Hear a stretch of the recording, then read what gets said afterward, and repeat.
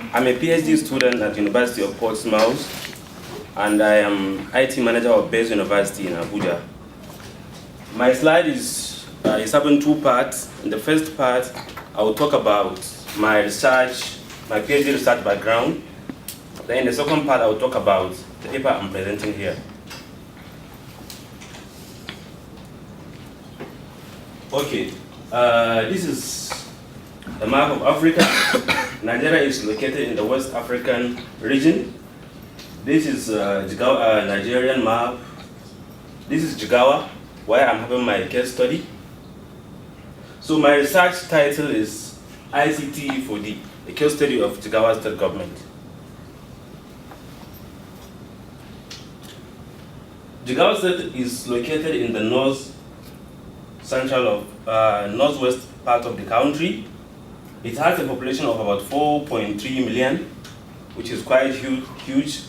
It has a total area of 22 square kilometers, and major occupation there is what is farming.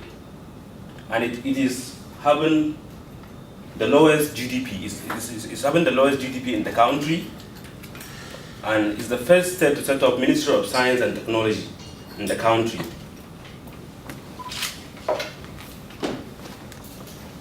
Let me bring, this is a direct text from a former governor of the state, Ibrahim Simon Traki. This is what he said: within the government cycle, use of IT has helped in improving transparency, providing accurate and speedy information to both civil servants and general public, and has improved administrative efficiency and public service. Both horizontal and, most importantly, vertical accessibility has tremendously increased among civil servants. This is vital for smooth operations. Interministerial contact and coordination has also received boost from IT application in Jigawa. Traki assumed IT can help in fostering development. He set up a committee, a panel, to come up with a policy for sustainable development, and they align ICT as a tool for achieving that sustainable development. I got this image from one of their policy documents, which they call it Jigawa State Comprehensive Development Framework. What they assumed, ICT should be leveraged with the development.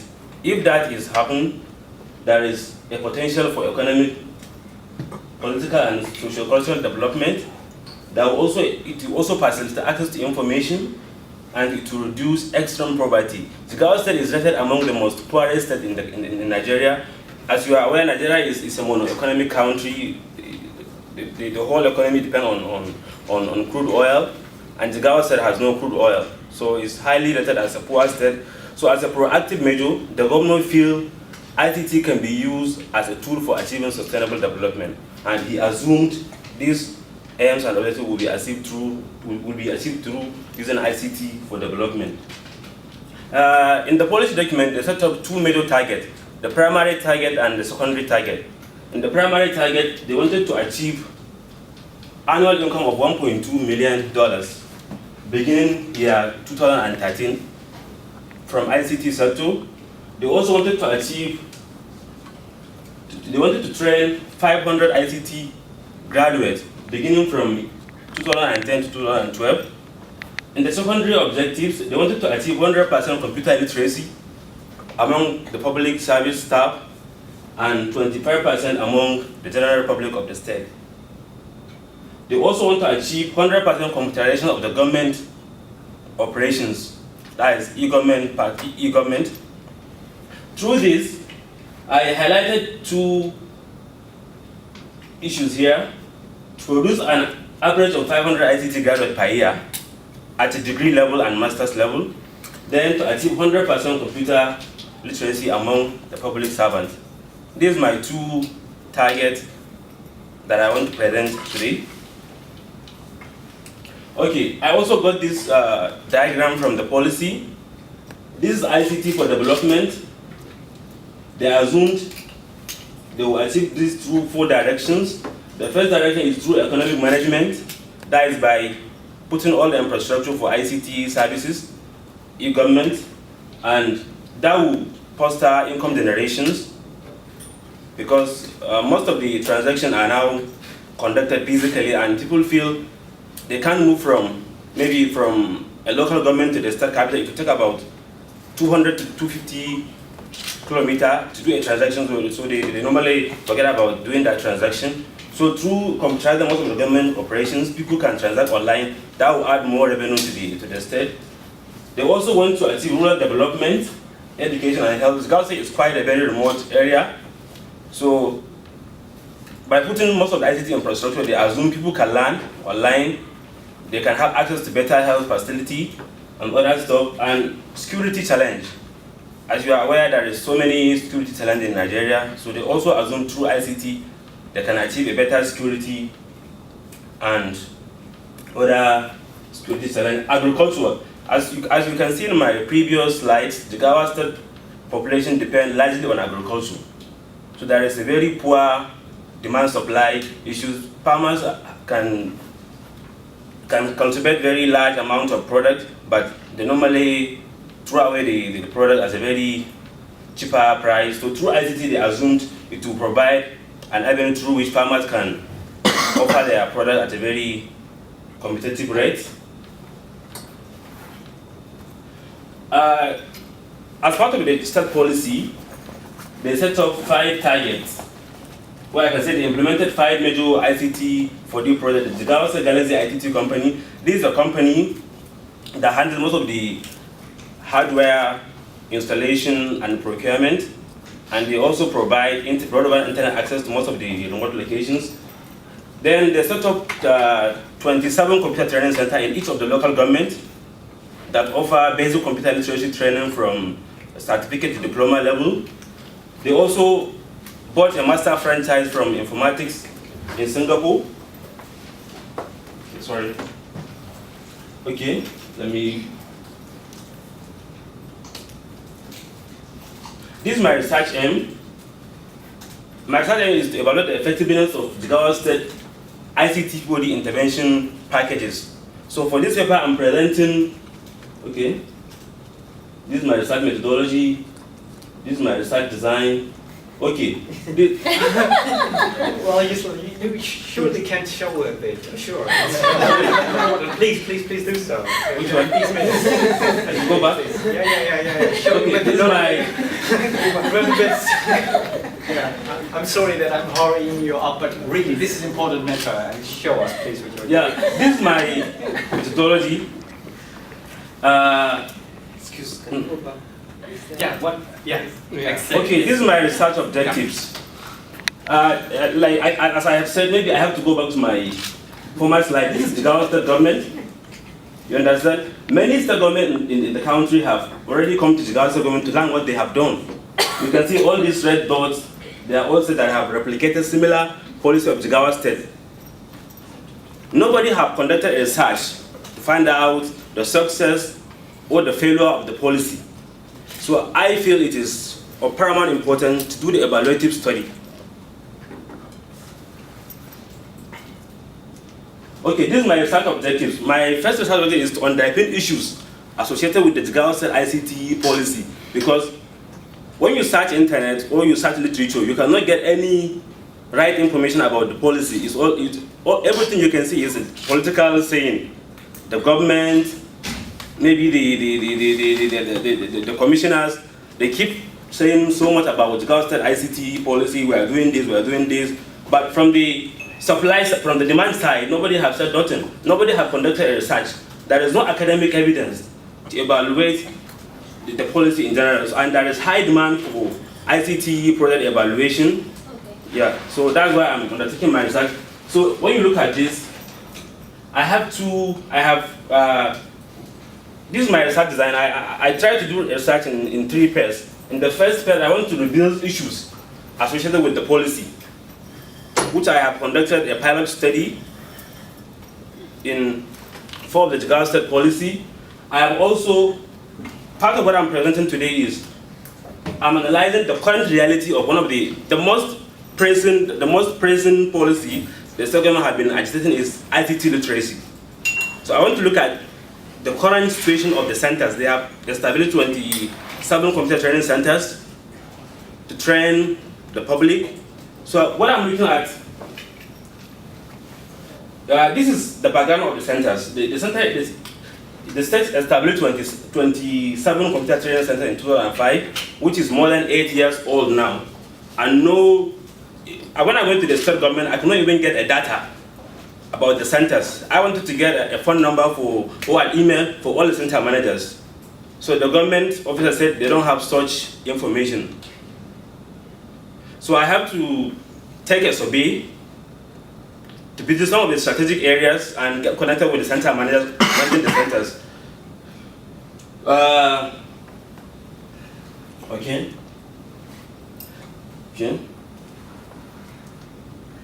Okay, this is my methodology. I use Richard Hicks' design reality gap framework to conduct the evaluation. As from the framework, that we can do 3 evaluations, that is pre-implementation, evaluation, mid-implementation, and post-implementation. So I assume the project is in a mid-implementation because all the infrastructure has been deployed to the centers. Some have started operating, so I'm doing a mid-evaluation of the centers. I do a visit between October 2012 to January 2013. I conducted 2 semi-structure interviews with the former permanent secretary, former permanent secretary, Ministry of Education, Science and Technology, who is the chief policy maker of ICT4D on that time. Then I talked to the Commissioner of Education, Jigawa Minister of Education, Science and Technology, to find out the current reality of the centers. Then I also visit 10 centers. I look at the map of Jigawa. Then I got a contact of all other center managers. Then I do a phone survey to find out the current reality of the centers. From my results, I find out that only 5 centers operated. Of the 27 centers, only 5 fully operated. So from my findings, I find out that most of the centers, there is no even building to accommodate the computers. The government have deployed, maybe they have deployed all the computers, all the internet equipment, but there is no building to operate the centers. In some centers there is building, there is computers, but there is no power connectivity. In some of the centers there is computer, there is everything, but the center managers were not paid for more than 2 years. They didn't receive any allowance, so they have to forgo the work. So that is one of my findings. So this is my finding, this is my analysis. I use the 8 Cosmo Design Reality Gap framework. You see, it has 3 measures. One means there is no much. This is the design. Okay, this is the design expectation of the project. This is the current reality of the project from my data that I have captured. The information, you see, there is very limited information about the project in general. I try to interview somebody, enabled to the center. I say, do you know this building is for what? He said he don't know. He has just been seeing government officials coming there to do installation. So you can see there is very limited awareness. There is a local government that I have visited. I even talked to the chairman, the current chairman of the local government. I want to know more about the computer center in your local government. He said he don't know anything about it because he just took over not quite long ago, so there is no information to know more about the centers. Okay. So then the technology in most of the centers, you see, I told you the center is about 8 years old now. So most of the equipment there are quite obsolete. They need to be changed. Then the objective of the center is to achieve 100% computer literacy and maybe 25% among the general public. So from this, I don't think the objective will be met because it's quite long time, and though I didn't do a thorough data analysis to find out how many students have been trained, but from the result of the 27 centers, only 5 operated. So when we put the data in mathematical analysis, it's really beyond expectation. So in general, I have a total of 34 points and I use this guideline. You see, 34 is within which point? 34 is within this point. So we can classify the project as a what? It's likely a partial failure. Because of the 5 centers operated, there is some significant improvement received from the training beneficiaries. Like some of the beneficiaries have done diploma, they have done advanced diploma, they have done degree, they have done masters, and they are actively part of the government ICT policy. So from our findings, we can say the center it's not really full failure, it's a partial failure because all the equipment are there. If the government can put more effort, they can come back to drawing board, some certain benefit will be derived from the center. These are some of the conclusions and recommendations we have found out from so there is not much time to talk, so you can look at the slide and find out. And this is our plan for future research. Already, I was able to talk to most of the government officials, and they are happy to assist in most of the data I want. And they are even happy to finance some of my data collections to find out if they are really doing it right or wrong. One of the government officials even proposed if I can do an actual research to see how I can put the centers into reality.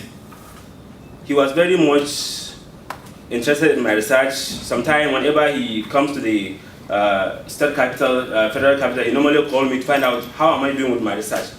He is very much interested in my research. They are looking forward for me to do an actual research to see how we can put all the centers in operations.